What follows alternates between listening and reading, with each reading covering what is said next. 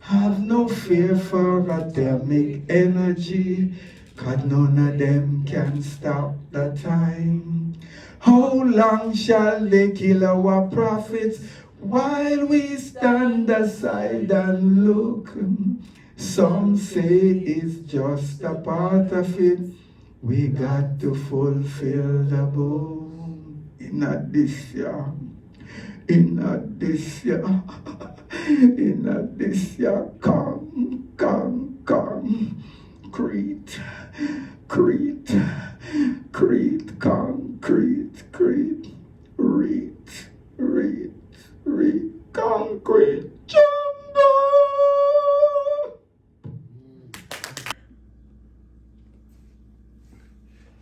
And is this a blessing, a man such as yourself, to live such a fruitful life and do so many things? Like what was what's this driving force? Because to me, it's like you on a different frequency. Well, there's a many a call, few are chosen. I believe firmly that the path that my life has taken is that I have a mission. Yes. And I think that's what the driving force. I care deeply about humanity, about people suffering.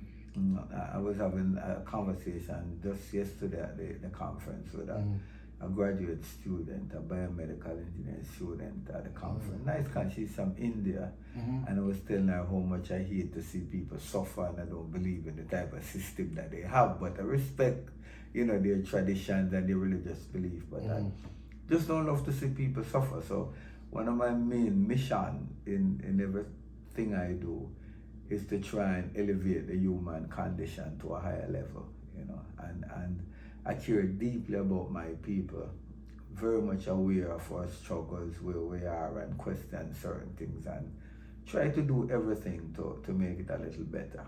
Help another one, teach another one. That's right. That's a blessing, and that's what I feel. Yeah.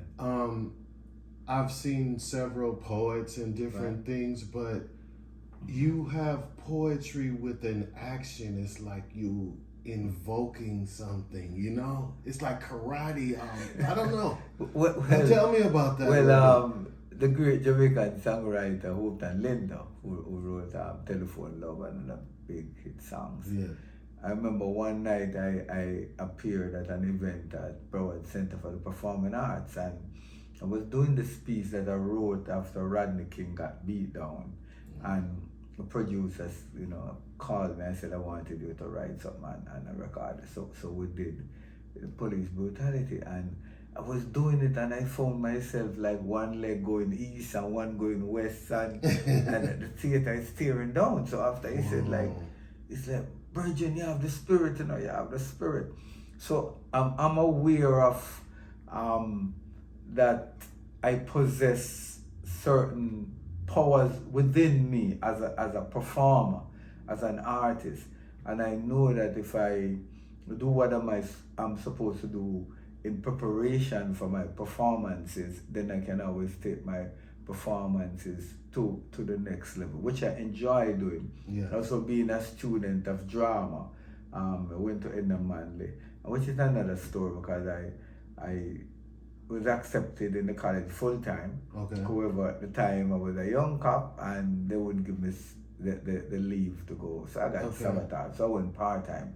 So I'm aware of stage, of movements, and I love to take my audience on journey. I love to have them, my strongest poems are like journey poems. So I like to take my audience with me, and I'm very careful at working on my poems. I say rehearsing, doing a lot of walking in the morning, work on my pacing, my breathing, conceptualizing my head what I'm trying to convey to my audience and all of that. And when you go on stage now, and I just love stage, it comes out naturally. Wow. Yes. That's something else. And then speaking on the topic of being a young officer, I noticed that you were in some detective work. Yes. And I made a connection. I'm like, you're almost like a dub poet detective, because you're exploring history in a certain way, right? Yes, so that is interesting in itself too, because the great Claude McKay was also a police officer in Jamaica. Whoa. And I somewhat followed in his footsteps in that I ended up going to stations that he worked and so, which Really? I was unaware of until somebody wrote an article about it in one of the papers down there, like following in the footsteps of Claude McKay. But when I was very young, I remember seeing a racehorse trainer, Eileen Clickett, an English woman who trained horses in Jamaica. And the primary school that I went to, there were a number of jockeys that attended the school, you know, someone in my class though. Right. So you always want to be a jockey. And That's I saw it. So I saw the trainer and I ran up to her and I said, Miss Clickett, I want to be a jockey. And she was like, she spun me around and she felt my shoulder blade and said, your bones are too large. Go become a police officer. And it was like something happened in her speaking that, because I had no intention whatever of ever becoming a police officer, either in Jamaica or in the States. However, I was in bed one morning. They wanted me to come teach at the elementary school because I passed like 11 JC subjects and some 3 GCE, and was there like contemplating what to do. A whole bunch of frustration just to go to college. They decided I'm not gonna waste powder and black puss. That was the exact word of my grandmother. So it's kind of like a rebellious kind of mood. That's right. So I'm in my room and my grandmother comes and says, wake up. And it's early in the morning. She's like, your cousin wanted to go do the police test. And you must take her because my cousin lived in the country. They don't know anything about Kingston. So got dressed and I took her to Harmon Barracks, where the police recruitment station was at the time. Oh, wow. She joined the female line. I joined the male line. They measured me. I never forget it. A little a Chinese acting corporal. He measured me and he said, "Oh, you're short. How old are you?" And I'm 16. And he said, "Oh, you can become a cadet. Excellent." So I did the test. I passed the test. My cousin failed it. She's not an RN in the States.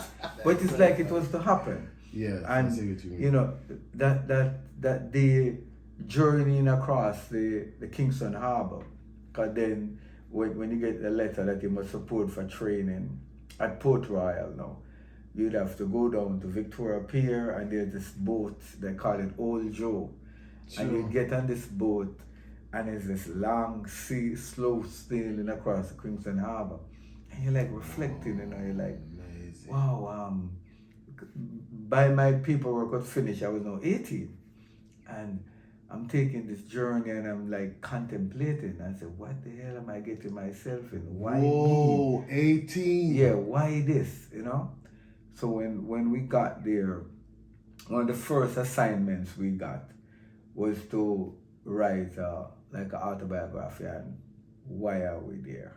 And when I wrote mine, I remember the training officer, the assistant superintendent, Rose, and he came and he addressed us and he said, a number of you in here never wanted to become police officer, that big ambition, but because of circumstances you are here, and he said, make the best of the opportunity. Never forget it, And I learned a number of great things in the force. One of the first things is that they're the barrack inspector, the person who's in charge of the physical training grounds, the whole place. Tough guy, right? Oh my God. he was like this, and he didn't play. Gowie, he was a mean type of...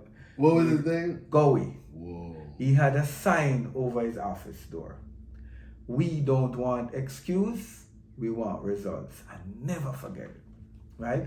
A little further down from his office, there was another, I don't remember whose office door that was above, but it said, first impression is lasting. And those things stuck with me. I was very bright then. I tell people now I'm done, so I'm stupid now.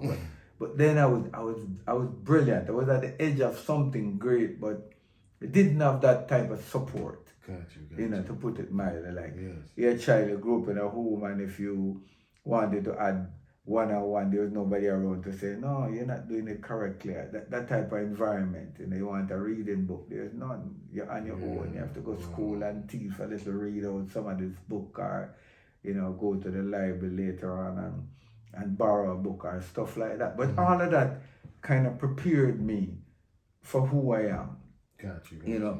Because what a proud thing about my policing career, and I can say this, is that I saved many lives. And I'm very, very proud of Can that. you tell us one quick story? Well, I could, there's so many, but one in particular. So I'm in charge of crime at Guysville in the hills of St. Catherine. Crime had gotten out of hand. There are a number of major companies there, like the Denners and Geddes, D&G had a bottling company up there. They were threatening to close it. The bank up there was threatening to close the farmers' bank. And the companies that supply goods and things up there, they were all gonna stop because the guys would just block the road. A very steep road coming up.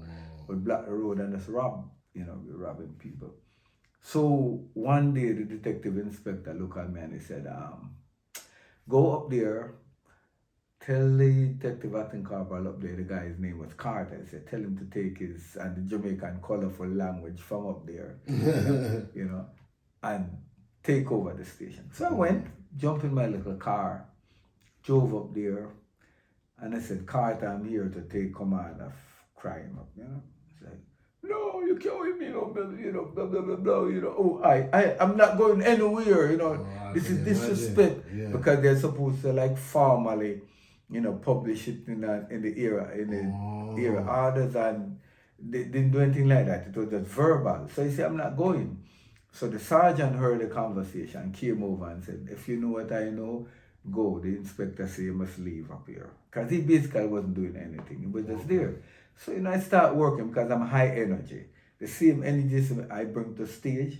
Really? That's me in life. I'm passionate whenever I get involved in anything. I'm like an A personality, So, jump into it, and one morning somebody came to the station and said, like, the boy that is causing major problem in the era is at a certain era in our police era, the morning. And when he told me the name, I recognized the name as somebody had shot up this detective corporal. He didn't die, but he was, as a matter of fact, he went up in the ranks, he became a superintendent, like a major, and he was having serious complications after from the gunshots. Whoa. So I'm saying, this can't be the guy. And the person said, yes, boss, I believe it's him. So I'm in charge of crime. My second, I called him and I said, let's go find this guy, right? So we have one radio, 2 9mm pistols. He has a bike. I hop on the bike and we rode off. This is bicycle? Yeah, right. No, bike. Motorcycle. Okay, like okay, Honda, okay. right? All right. Like Honda, like the S90. That's the bigger All one. right, good. And we rode all over the place and we got to this area in Springfield, right? So we border in St. Catherine and St. Mary now, right? Rough area. He drops me off the bike. He rides away. He's looking for the guy too, I'm on foot now, walking. I look over the side of the road. So you have like a ravine, like a steep drop off. Yes. And a flat down there. And there was a shop down there. Like a mom and pop shop like we have in the rural areas in Jamaica. Okay. And as I looked, I saw this brown face, this male that's looked up. And there's something about cops and say bad men, right? Okay. Cops and say criminals, if you want to put it that way. We're like cats and dogs. Once our eyes mesh, we can read each other and realize, oh my God, this is a cop or this is a bad guy. They know we know. It's a type of thing. That's a trip. Because I always used to think about that. There's something goes on. Once you look at each other, you feel it. I know you and you know you. So the smart cop one is out of his zone. You don't look at anybody per se. You pretend you're not seeing people so people don't. So when the guy looked up and saw me, he just, and I said, chicken. And the guy name was Chicken. He was light skin and skin. And he just started marching up the hill. And I'm reading him in real time, right? And I'm thinking it's on. No, this guy already shot up a cop. I knew that, Yeah. Of course I'm watching him, but the you say the veracity at which he was coming, he wasn't just coming up to. So what you want, boss? So it coming with an intention. I'm reading him. Mm-hmm. The guy gets like a little back further from where you are to me, and say within 6 feet, and he just dove through the air like Superman, straight at me, right? Just came whoosh through the air at me, right? This is how skilled the guy was. And somehow I found myself being very calm, very calm. I just pivot like a dancer, put one foot behind, step to the side, and just use my other foot and kind of kick his foot. And he just dropped and started tumbling. And I drew my 9 and I went down and I said, I'll kill you. You think this is Edward? Whoa. And he was like, oh, boss, please, boss. And people started coming and said, dude, don't kill him.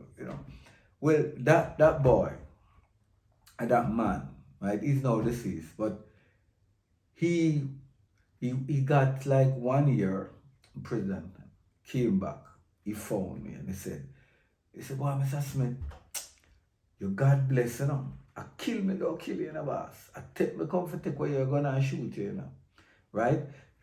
No, at that moment, when he dove at me and I realized what he was trying to do, he wasn't coming to hug me, No. right? I would have been justified in taking him out. Yeah. But I was conscious in myself that I was so much in charge of the situation that I didn't have to do that, right? And that guy, he would tell me everything that was happening in my police area until I left there. I am telling you, and I've had other experiences where, I remember when one of the African presidents was visiting Jamaica and, Which we remember which one it was? I don't remember, but he was laying a wreath at the National Heroes Park, right? All right. And this other detective and I were driving down Slipen Road, and we saw this guy running with this bag. So we know he just robbed somebody. Mm-hmm. So we circled around. We figured he was gonna jump the wall of the cemetery and come out on the other side of the road. So before we drove around, and there he was coming down, and there the detective jumped out and he was like, "Come down, Zacchaeus!" Like he was gonna shoot him. Oh. And I said, "No, man, don't do that, man. Don't do that, man. Like a sufferer, don't do that, Took him in custody. As a matter of fact, one of the foremost Garvey scholars, Dan Rico, that's how I met him, because he was at the function, at the ceremony, with a nurse, and she got robbed. Whoa. So he always said that he had no love or respect for police officers, but from the moment he interacted with us and how professional we were and stuff like that, so when I came to the States in '87, he was one of the first person I linked with and got me involved in writing books. So it goes on and on and on. As I said, I care greatly about life. I could tell. I don't like beating people, because when I was little, if you hit me, my grandmother would tell you, my grandmother had a large house, and people were always coming from the country there and stuff, and she would say, "That's my best grandchild, but don't you hit him. Because once you hit me, you have a lion on your hand, I'm very quiet. I work with you, love my environment clean. Whenever anybody came to the house, my grandmother, she's like, Mali, Pa, I need your room. Because my place is, I'm that type of person. Love a clean environment, and I love to treat people with respect, I'm a humble person. That's right. I don't like bragging, show off. I'm not into all of that, I care more about the human experience and trying to make a difference, and helping other people, and that's me, yeah. Bless.